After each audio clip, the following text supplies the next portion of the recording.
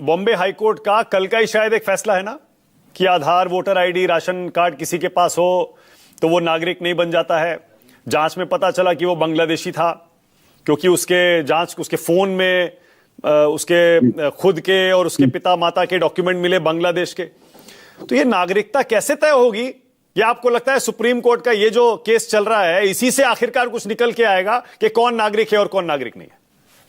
देखिए, इसमें बहुत सारे सवाल हैं। देखिए, अभी आर्टिकल 324 जो है कॉन्स्टिट्यूशन का, उसमें ठीक है, इलेक्शन कमीशन ऑफ इंडिया को बहुत सारे पावर्स दिए गए हैं कि इलेक्शन को जो है फ्री एंड फेयर जो है करवाना है, उसको डायरेक्शंस भी दे सकता है, कंट्रोल कर सकता है, ये सारे पावर्स उसको हैं। बट अब सवाल ये भी उठता है लीगली कि क्या किसकी नागरिकता है और किसकी नहीं है, ये पावर्स भी इलेक्शन कमीशन ऑफ इंडिया को है या नहीं है, या ये फिर स्टेट गवर्नमेंट या सेंट्रल गवर्नमेंट इसको डिसाइड करेगा। क्योंकि ये जो एसआईआर प्रोसेस में जो एक्सक्लूजन जो किया गया, जैसे 65 लाख जो वोटर्स जिनके नाम पहले थे और आज की डेट में वो नहीं है, क्योंकि जो उनको जो फॉर्म भरना था उसके लिए जो रेलेवेंट डॉक्यूमेंट्स अटैच करने थे वो नहीं कर पाए किसी वजह से, या उनके पास नहीं हो, या वो उस समय वो नहीं दे पाए उनके पास होकर के भी, या जो भी वजह हो। तो अब ये 65 लाख जो लोग हैं, क्या वो इंडिया के सिटीजन्स हैं या नहीं है, ये एक बहुत बड़ा सवाल है। और इसको कौन डिसाइड करेगा?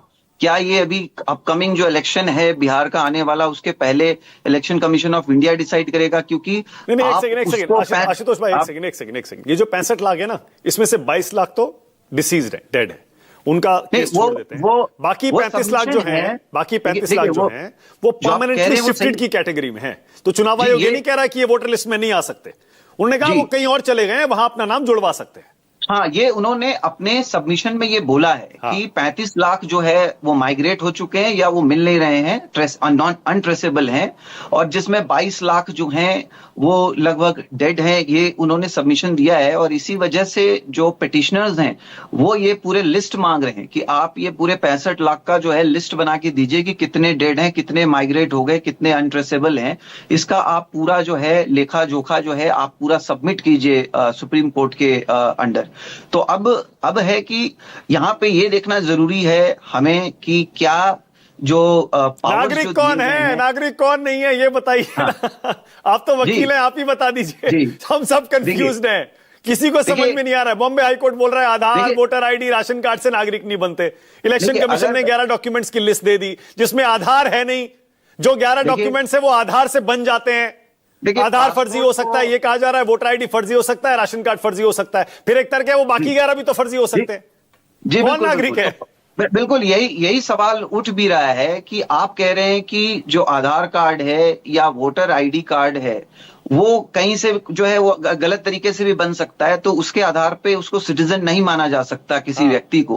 बट सवाल ये उठता है कि क्या जो बाकी के डॉक्यूमेंट्स हैं, जैसे मैट्रिकुलेशन का सर्टिफिकेट है, कास्ट सर्टिफिकेट भी हमने कितने बार देखा कि गलत भी पाया गया है, या जो बाकी के जो लिस्ट में जो 11 के लिस्ट में इन दोनों के अलावा जो बाकी के 9 जो डॉक्यूमेंट्स बताए गए हैं जिसमें कि पासपोर्ट भी है, पैन कार्ड भी है, बहुत सारे ऐसे डॉक्यूमेंट्स हैं।